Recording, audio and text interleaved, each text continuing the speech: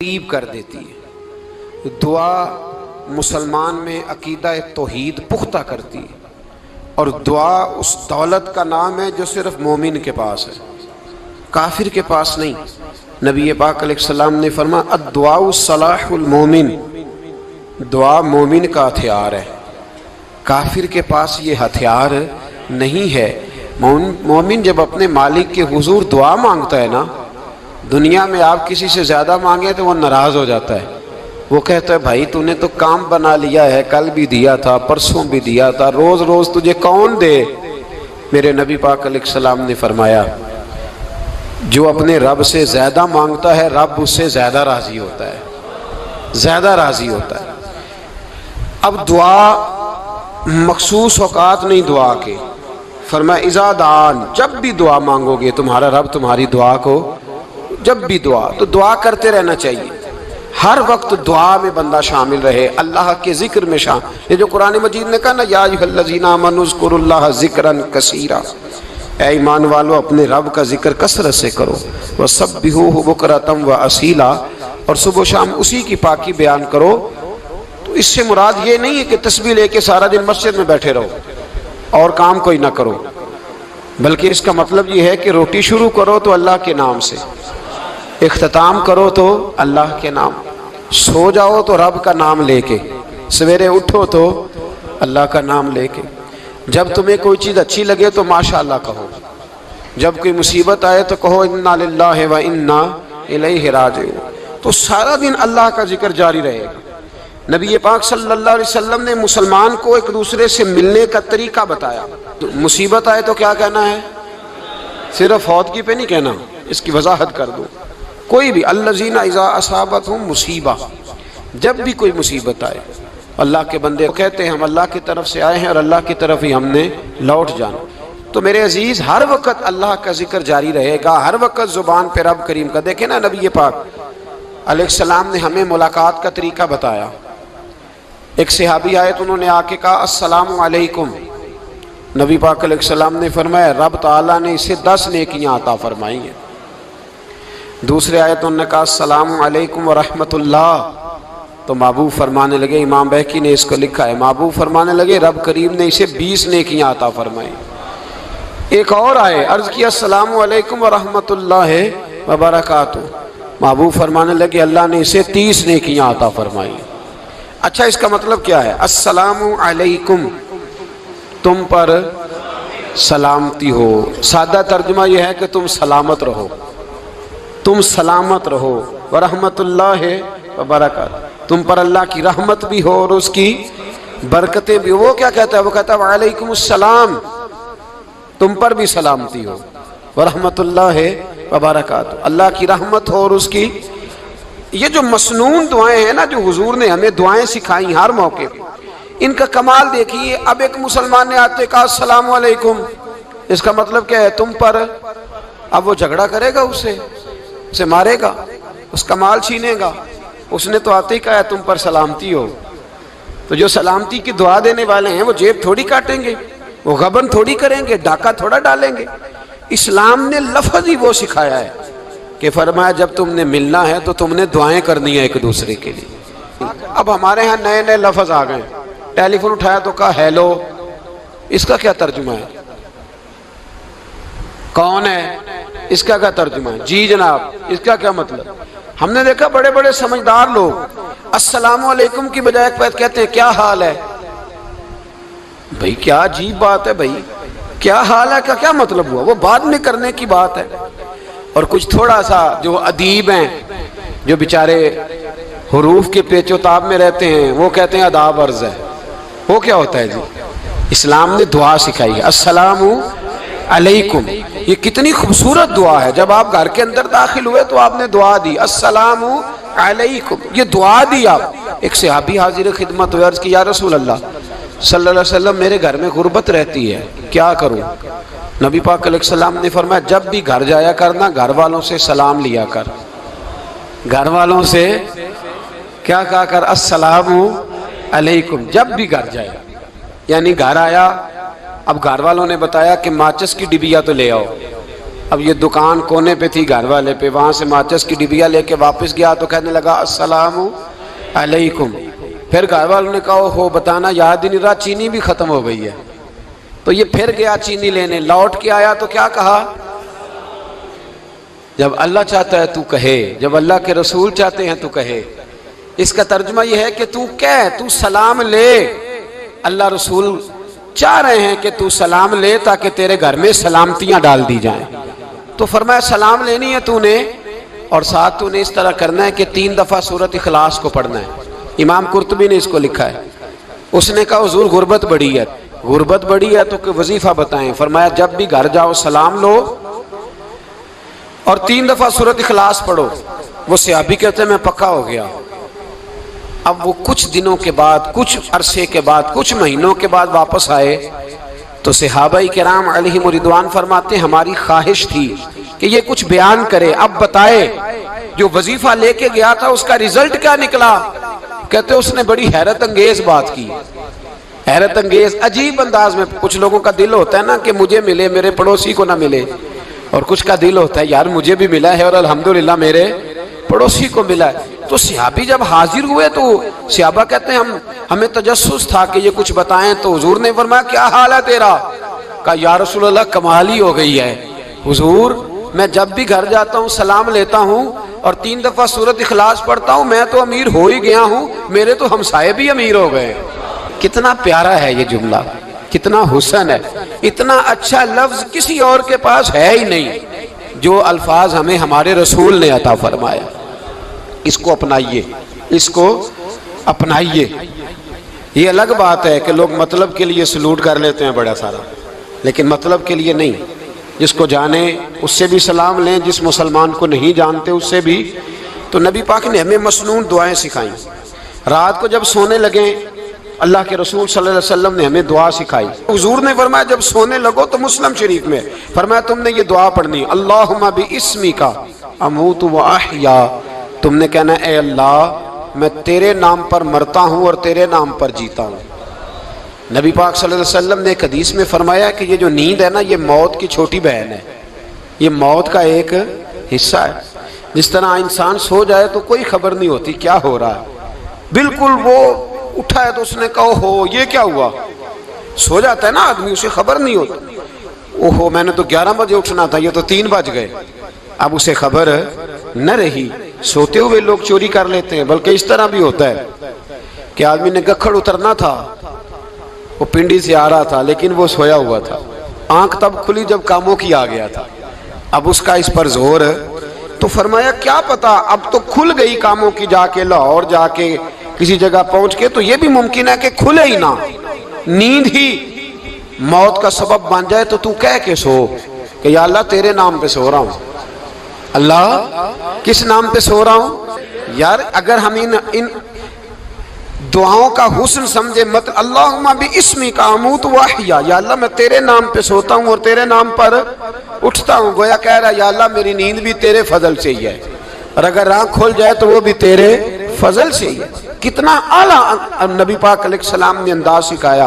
और फिर बुखारी शरीफ में हदीस मौजूद है, फरमाया जब उठो तो कहो अल्हम्दुलिल्लाहिल्लज़ी अहयाना अहयाना बादमा अमातना व इलैहिन नुशूर।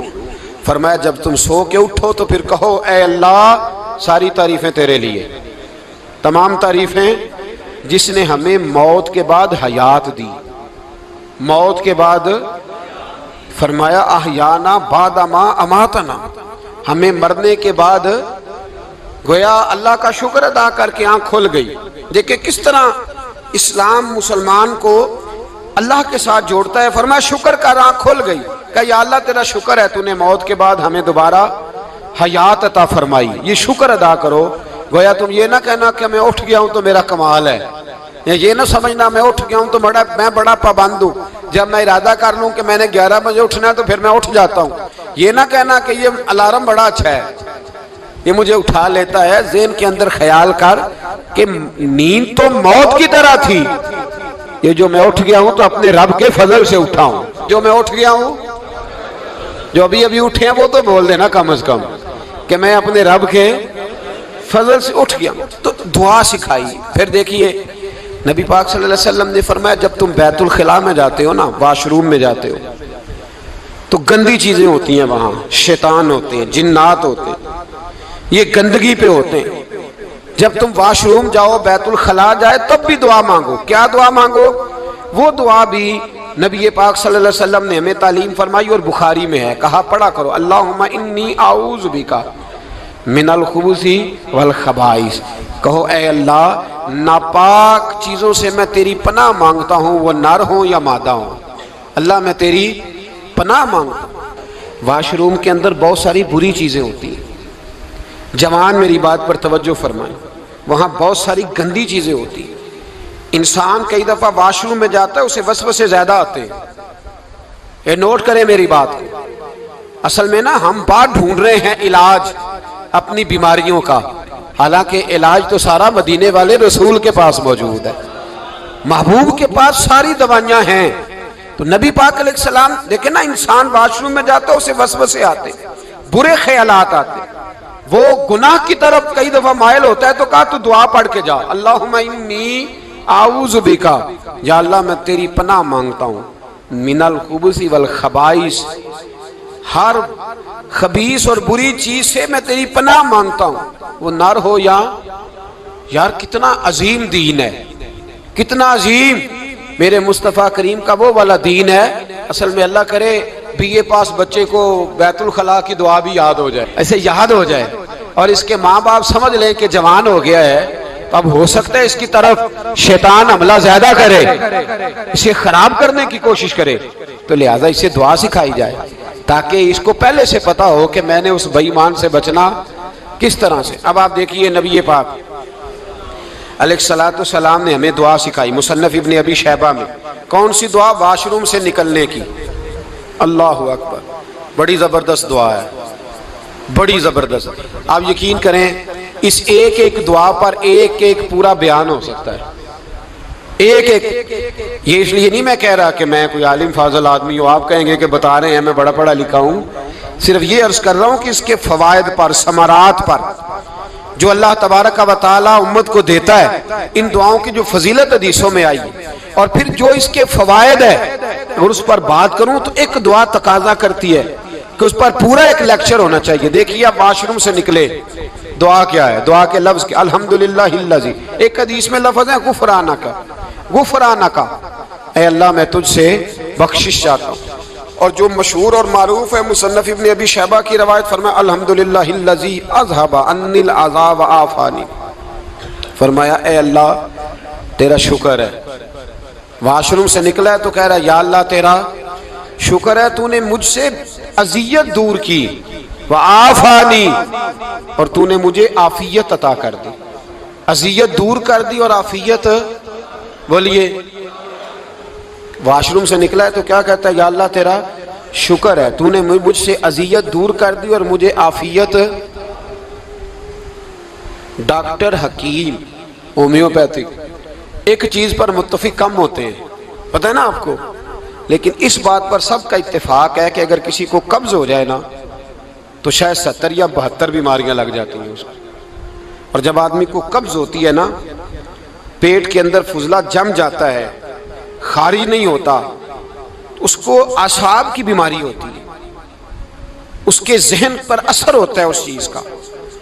आप ये मत समझे कि खाना खाना ये कमाल है, अल्लाह ने ये भी नेमत बनाई है कि खाना जब खारिज होता है तो वो भी अल्लाह का बहुत बड़ा एहसान है। तो फरमाया तू समझा ही नहीं, अगर तुझे कब्ज हो जाती, तेरे पेट के अंदर वो चीज जम जाती, तेरे लिए कितनी तकलीफ का बायस थी। उन लोगों से पूछिए जो इसके बीमार हैं, इसके मरीज हैं, वो कितनी तकलीफ में रहते हैं, सर में दर्द होता है, सर चकराते हैं। एक बहुत बड़ा रोड एक्सीडेंट हुआ तो ड्राइवर से लोगों ने पूछा कि मसला क्या है, तो कहने लगा मैं कब्ज का मरीज हूं, तो मैं खाना खा लेता हूं तो मेरे जहन पर वो इस कदर ज्यादा गैस का गलबा होता है कि मैं सख्त तकलीफ में हूं। नबी पाक अलैहिस्सलाम ने हमें समझाया और बताया कि समझ लो यारो, खाना खाने की नेमत तो अल्लाह ने तुम्हें अता फरमाई है, लेकिन खाना खाने के बाद उसका इखराज भी अल्लाह की बहुत बड़ी नेमत है, तो अल्लाह का शुक्र अदा करो। फिर जब आप घर से निकलेंगे तो भी उसकी दुआ इरशाद फरमाई, बिस्मिल्लाह तवक्कलतु अलल्लाह, अल्लाह के नाम से घर से निकलता हूँ और मैंने भरोसा भी अल्लाह के नाम पे किया। जब घर से निकलें तो किसके नाम पे भरोसा करें? बोलिए। हज़रत राबिया बसरिया रहमतुल्लाह अलैहा, आप तशरीफ़ ले गई हज करने, जिस दिन वापस आई अपना ऊँट कह गई जाती दफ़ा, कहने लगी अल्लाह मैं तेरे हवाले करके जा रही हूँ और बिस्मिल्लाह तवक्कलतु अलल्लाह, भरोसा भी तेरी ज़ात पे है। जिस दिन वापस आई ना उसी दिन किसी ने बताया कि अम्मा आज ही तेरा ऊँट मर गया है। तो ऊँट के सराहने खड़ी होकर कहने लगी मौला मैं तो तेरे नाम पे, तेरे पे भरोसा करके गई थी, तेरे हवाले, मैं तो तेरे घर गई थी। तो लोग कहते हैं अम्मा के मुंह से लफ्ज निकले तो ऊँट जिंदा होके खड़ा हो गया, खड़ा हो गया ऊँट।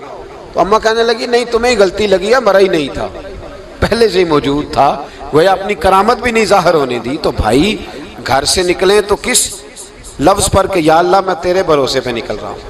मैं इसके दो फायदे होंगे, एक तो आप अल्लाह की अमान में जा रहे हैं, अल्लाह की अमान में आ रहे हैं, और दूसरा जिस घर को आप छोड़ के जा रहे हैं उसे भी अल्लाह की अमान में दे के जा रहे हैं। तो कितना लज्जत वाली दुआ है जो नबी करीम अलैहिस्सलाम ने हमें सिखाई। अब जरा हदीस सुने खुश हो के, देखें हुजूर ने दुआ सिखाई। फरमाया जब देख लो ना किसी को हंसता हुआ, क्या करता हुआ, माशाअल्लाह आप तो हंसने लगे, जब किसी को हंसता हुआ देखो तो कहा करो अदहकल्लाहु सिन्नक।